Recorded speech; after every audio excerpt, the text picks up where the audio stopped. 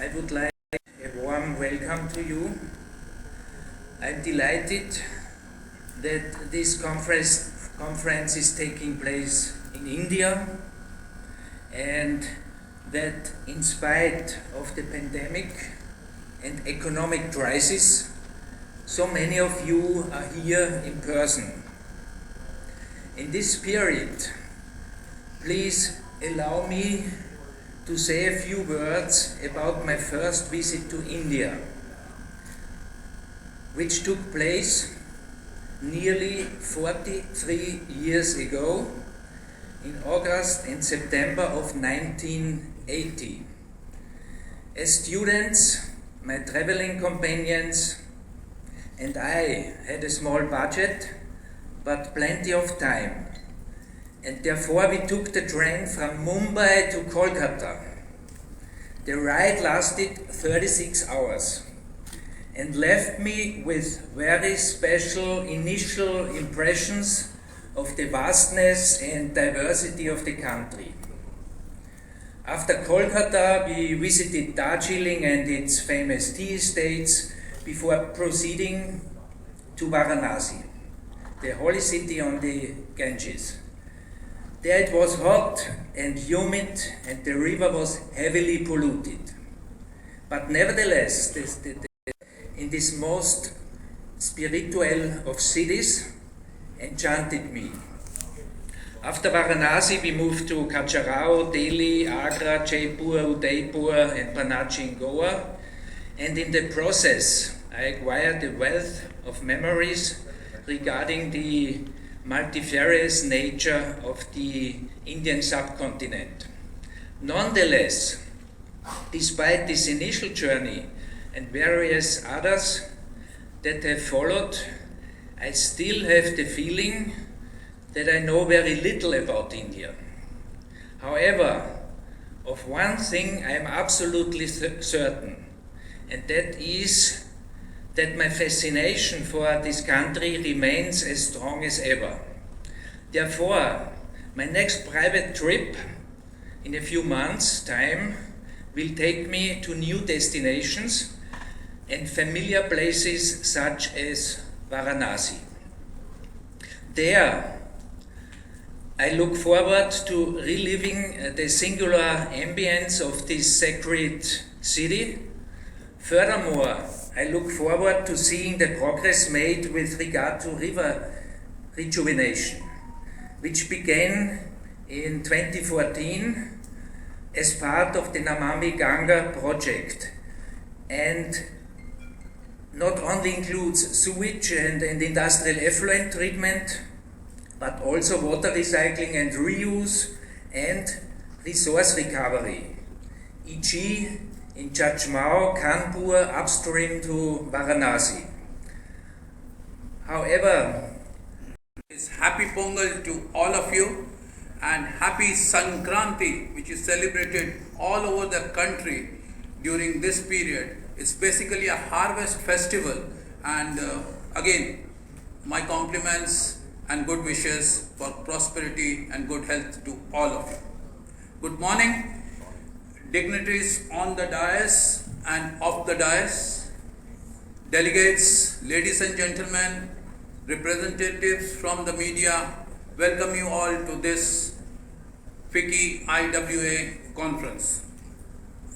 At the outset, I congratulate IWA and FICCI conference, which is, I believe, is a very appropriate, as Chennai is fast emerging as a manufactured water capital. So there could not be a better location to host this conference. Also, I really compliment the visionary Tamil Nadu, the state we are in, which has taken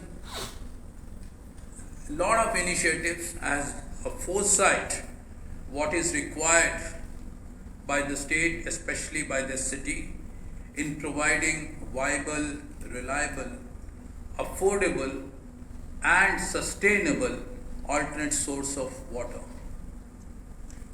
This has ensured water security not only for the industry but also for the community to make Chennai as an ideal investor destination. We just heard from Joseph Landsteiner that Chennai, Tamil Nadu is an economic power center, and in spite of being water scarce, we are seeing a lot of investment flowing into it, and this is all thanks to the government for taking timely steps for that. As Mrs. Naina said, that country is water starved. I think no doubt about it, and it is moving towards being very highly water stressed in next maybe 10 years. And this is where all our role as water managers come in to do something about it. The situation is becoming further stressed by the per capita consumption of water in the country is growing and growing very fast. It's all because of same standard things all across the globe is industrialization, urbanization, and the population growth which is happening in the country. I think the job is becoming even more difficult in the view that there is a climate change also happening, which is also leading to very unpredictable weather, like we get droughts very often. Next slide please. So I think this is where we see a lot of things are happening here, and that is where the water managers have to come in to ensure that the seawater level which is increasing, which is all polluting even the limited surface water, good quality water we have because of climate change. The seawater is rising, and it's also making the water reservoirs, whether it's groundwater or surface water, saline. I think this is the case where we will have to talk about. I'm sure answer would be yes, isn't it? Yes. Yeah, it's early morning. I think we can give your views. Okay. Do we have shortage of water? Yes. And that is a natural yes. Standing here, I would disagree, and I'll tell you why during my talk. Okay. So that was also a tricky question. Can we transform the country from water scarce to water secure? Yes. Of course, that's the reason we are all meeting here. We are all spending our time, and a lot of you have traveled miles to come here to share your experience, to learn from others, and I think this is the topic we are going to learn together. Do we have a choice to do something about it? Obviously, we don't have a choice to do. And that's where, if you see the country, I've given you some snippets here, there's not been a single year where the country is not facing some challenges. Either some part of the country, north, west, south, central. There is always, because it's so much dependent on rainwater. I think this is the reason, which is causing so much inconvenience to the people, and also so much affecting the economy of the country. It becomes a responsibility of all the water managers, including the decision makers, the government, to find a solution which is reliable, affordable, and sustainable. Mission for Clay Ganga, and also Dr. G Asok Kumar, Chairman of the FICCI Tamil Nadu State Council. I'd also like to acknowledge two of my colleagues on the International Water Association Board who are here, Professor S. Mohan and Mr. Walter Kling from the Vienna Waterworks. It's my pleasure to be with you here today, and I'd like to thank FICCI for the work that they've done in putting this event together with Walter, with Joseph and the specialist group. And of course, this conference itself tackles one of the most existential challenges that we face, that of water security. And I guess finally, it's always a joy to meet with professional colleagues and friends from around the world. So periodically we ask, why am I here? Now, this is not the deep spiritual question on the meaning of life, but rather, when I'm here in a room full of experts, what do I bring to the discussion? Now, it's been said that I'm not here for my good looks, so it must be something else. I'm certainly not going to lecture an eminent group of scientists, engineers or researchers. I thought what I might do is talk about cane toads. Now, I don't know if anybody here knows about cane toads. They're native to South and Central America, and they're extremely hardy animals, voracious predators of insects and other small prey. And these rather nasty qualities led to their introduction into Australia in around 1935 to tackle pest beetles in the sugarcane industry. Now, that was a great idea. Let's introduce a foreign species, get rid of all the pests. The problem is, Australia has no natural predators for cane toads.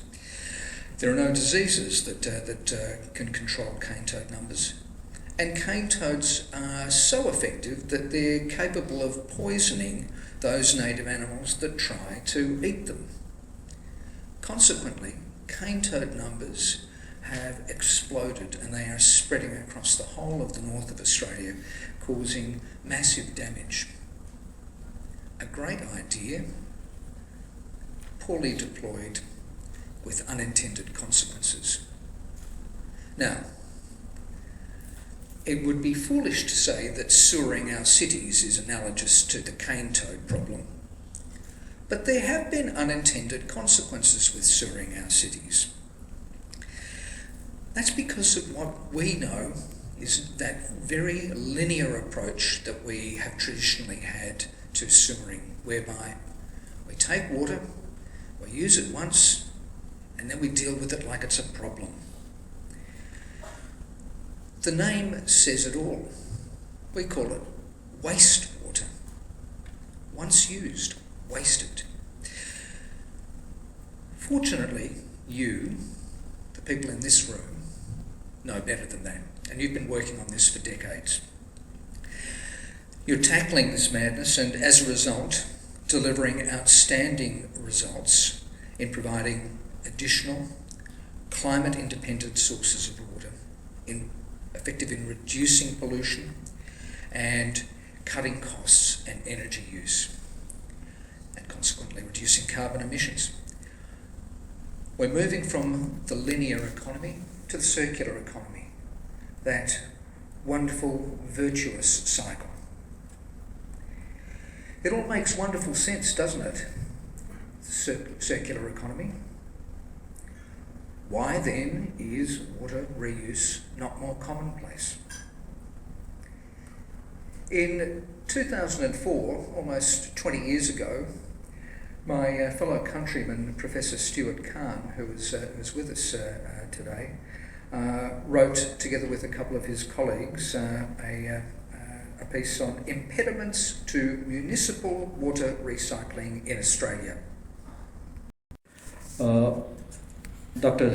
Thomas Michel Mollenkopf, the President of International Water Association, Ms. Raji Mittal, CEO of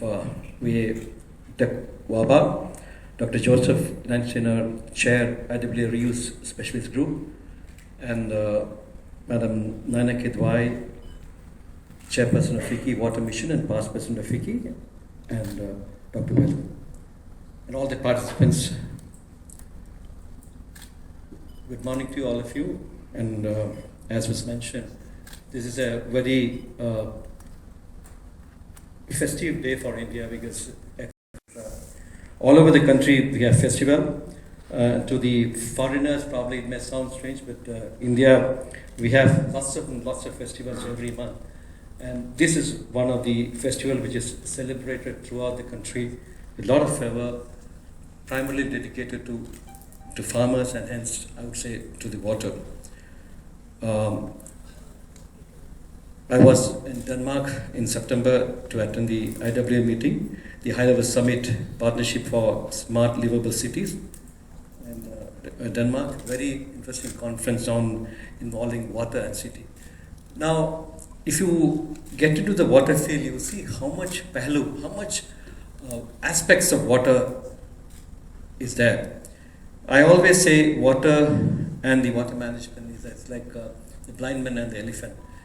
A person who touches the tail thinks that it's like a snake, and the person who touches the ear thinks that it's like a fat board, and the person who touches the legs probably thinks it's like a trunk. It's like a pillar, but the elephant is a lot different animal.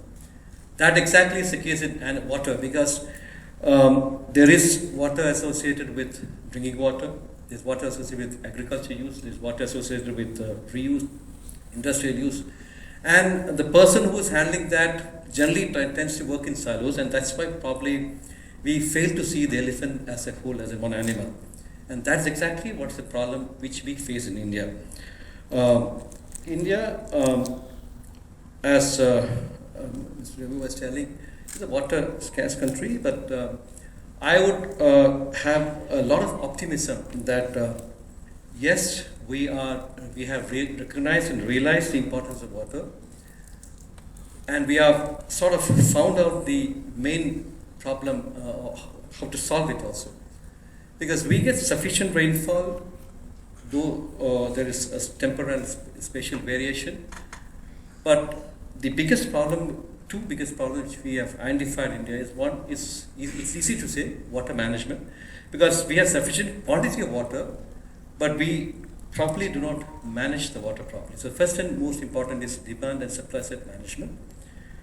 Water governance is another issue which we have to take it up.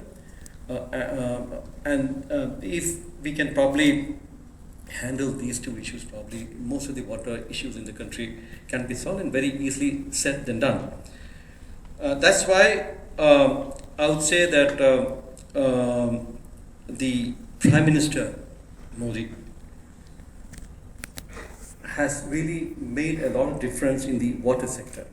Now, I heard Joseph Lansana telling that he had traveled India in the 1980s, and I'm surprised to probably he would have seen more India than many of us because he would have traveled entire country, and he said he traveled from Mumbai to Chennai in 36 hours.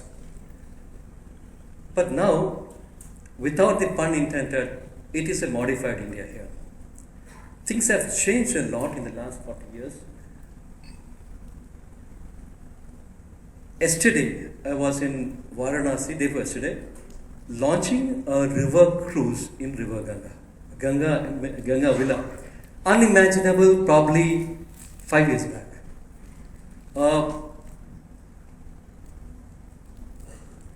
18-suit, 51-day, it's an 18-suit ship, 51-day, 3,200 kilometer world's longest river cruise was launched by the Honorable Prime Minister. Unimaginable, maybe 2 years back. Michael Molenkov, President, for hosting this conference, first time in India, that too in Chennai. And of course, he did talk about the the difficulties in Chennai and also positives about Chennai. Both of them talked about it. But I would say please visit our East Coast line and also take all these conference participants to show a little bit of Chennai. I hear it's a 5 days of conference and you will have time to explore Chennai. Our sea lines, our coastal lines are extremely pretty, and our food is good. And above all, the people from Chennai are very hospitable. I hope all of you agree to that. And next, I think Mr. Rajiv Mittal, the CMD of VA Tech Wabar, gave a very good presentation For me, as a layman who knows water a little bit, I think his presentation was very apt, and he could say why we need to start thinking now. While we have actually, for me, I have heard more about pollution, more about climate change than about water conservation. So I think time has come where I think water conservation is also taken very, very seriously. And we had a very enlightening talk from Mr. G Asok Kumar, the Director General, National Mission for Clean Ganga, Department of Water Resources, River Development and Ganga Rejuvenation, Ministry of Jal Sakthi, Government of India. And we are very, very glad to hear from you, sir. The Government of India is taking so much steps to really conserve water and also make India a water secure country. Because we know when we want to become a developed economy, when we want to become a $5 trillion economy, water will become one of the most sought after natural resources and the national resources too. And with that, I think we will be able to march forward with our economic growth when we know that water is secure for us. And my special thanks to Ms. Nainalal Kidwai, the chairperson of FICCI Water Mission and past president of FICCI. And I especially thank her for hosting this conference and choosing Chennai along with IWA for hosting this conference. And I'm sure she is spearheading the water mission initiatives within FICCI. And I know her, I worked as a co-chair, even she was the president of FICCI, and she is one of the most dynamic entrepreneur lady, the banker which we have seen in India. So I would thank her for coming here and gracing this occasion. Everyone has rightly mentioned the importance of water reclamation and use of how climate change is linked to water security in their speeches. Water reclamation and reuse is the need of the hour. We heard successful stories of water reuse for non-potable purposes and for other uses from India as well as world, which are really enriching. Mr. Asok Kumar's talk particularly talked about dolphins in Ganga. Somebody who has gone on river rafting, I'll be looking forward to that, sir. I have done actually river rafting in Ganga many times, never saw one dolphin. Hopefully we'll be able to see dolphins more often now. And so much, and this river Ganga I think is the pet project of our Prime Minister, and the Namami Ganga project has really been an eye-opener for many of us. How can the dirtiest place can become the cleanest place in just matter of 3, 4, 5 years? So I think when there is a will, there is a way. So I think we all of us work together. I'm sure we can not only look for quality of water, quantity of water to be improved, but the quality of water to be improved across India. Water is often overlooked in the climate change debate. When we look at the physics of climate and water, climate is driven by radiation from the sun and heat and by water. Water and weather, the delicate balance between evaporation and precipitation, is the primary cycle through which climate change is felt. As the climate changes, droughts, floods, melting glaciers, sea level rise, and storms intensify or alter, often with severe consequences. Climate change impacts have direct consequences for water security and conflict. Climate change affects the availability, quality, and quantity of water needed for basic human needs, thus undermining enjoyment of the basic rights to safe drinking water and sanitation for billions of people. As per the Water and Climate Coalition, currently 3.6 billion people globally face inadequate access to water at least 1 month per year, and the number is expected to surpass 5 billion by 2050. Recycling of water is a very important aspect of it. The other are reduced use of water by appropriate technologies and probably reuse of water, multiple times of water. So this recycling is emerging field in India, and Namami Ganga, which is one of the leading organizations of the Government of India, has come out with a national framework for safe reuse of treated water, and also nudging the state governments to come out with a policy for use of treated water. There are issues associated with this, including the availability market for treated water, behavioral change, and the social aspect associated with this. This has to be addressed. But then, unless we look this as an opportunity for the circular economy, we will not be able to achieve our dream of $5 trillion economy and being a developed nation. This is one such event where people from all over the world have come, and they are presenting their success stories, their technologies, to the people in our country, and then our entrepreneurs would definitely look at it and then make it proper investments in the country. Thank you. How is the Tamil Nadu is performing on this? Tamil Nadu is one of the very leading state government on water sector. It started the rainwater harvesting structures almost 20 years back, and also the desalination plant is here. Many water recycling units, particularly E-Road and other areas, it's all functional here. So we have a lot of good examples of very important initiatives taken up by the Tamil Nadu government, and we appreciate that, and we are sending people to study of these type of initiatives here. So from FICCI's perspective, I chair the water mission at FICCI. We are truly excited by the opportunity our government is providing for entry of industry into this sector.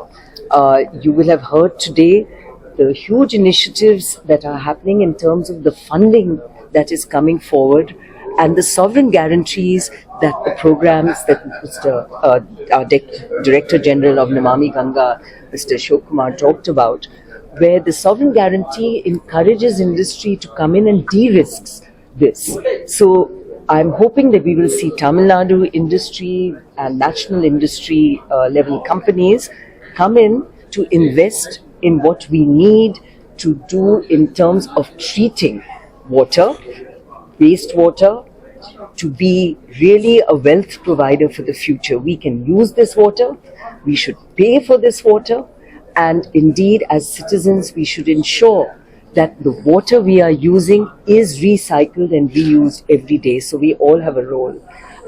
It's not just industry. I think the water scarcity we face in this country is one which is showing that if we continue on our old trajectory, we are going to be one of the most seriously water-stressed nations in the world. It's inexcusable because we have enough water. We have these beautiful rivers of ours, which the effort under the Namami Ganga program is to resurrect, to clean, and to ensure that we can use this rich natural resource we have in a way that helps us. And it can only happen if we treat, recycle and reuse. And this program that was indeed charted by the Prime Minister is, I think, very, very critical. If we achieve in this whole reuse, recycle and treatment of water what we have achieved through the Swachh Bharat mission, and Swachh Bharat mission showed the way. In 5 years, we enabled access to toilets to go from 40% to 98%. We are now looking at treating this sewage.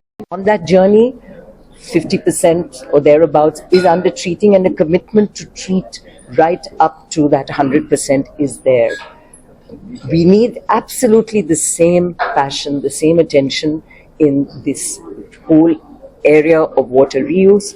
And I have no doubt that under the leadership of people like Mr. Asok Kumar here and others that have been designated in the Ministry of Jal Sakthi, that we will see this entire focus.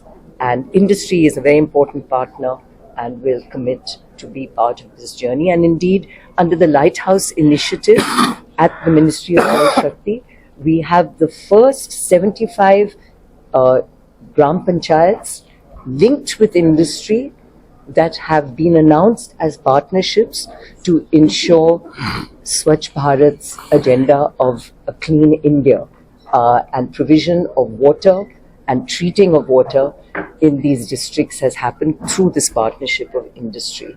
And 75 Gram Panchayats is nothing in the full context of the nation, and we are looking at more such partnerships where companies come forward and partner with districts in order to take forward this agenda. So industry remains, I hope, a very important partner to you as you go forward. What has happened to the linking? Ken Betwa project have started. So where, see, this is a inter-state issue. Under this, both the state governments involved. So Time of Nehru. yes, but then it is there. But then it is. We have started the first interlinking. Ken Betwa has been started. Then the process is on. So it's actually it's a state subject. So states has to agree to that project. Madam, how many villages in Tamil Nadu? Please go there 8 Gram Panchayats at this level to start with. But see, for every 8 that happen, they set the example for all the Gram Panchayats to come forward. So it will happen very quickly. This announcement only happened now 3 months ago. And the scaling up will be geometric once we show the way. That it's a complete cycle. There you have to ensure that preservation of water bodies, that you use or reuse grey water, household water from bathing, household water which requires very light treating, can be reused by the village for horticulture, for agriculture. The fact that you do not waste, and the government's own program of provision of water in terms of tap water at every household is all part of this exercise. So it's a very exciting program, primarily for rural India right now. Okay, one more. Around the world, coming here to learn the Chennai water story and to learn what India has to offer from an academic and from an industrial perspective. So I think that the opportunities are great. Water, as we all know, is such an existential issue, and the idea that we can get away with only using it once and then throwing it away is no longer tenable. The beauty of water reuse is that we can solve problems of pollution and also give ourselves an additional climate independent source of supply for industrial and urban uses. So it's a beautiful outcome. Thank you. And FICCI together is very proud to host this IWA International Conference in Chennai. You know, all of us know Chennai is a water scarce city, and we need a lot of ideas and suggestions how to become water secure. Both Government of India and Government of Tamil Nadu is doing their best, and particularly past few years we are fortunate we don't have too much water scarcity, but we cannot be remaining in past laurels, and we need to start getting prepared so that Chennai can ever become a water secure state and a water secure city. So for that, I think conferences like this IWA conference, that International Water Association's international conference, is happening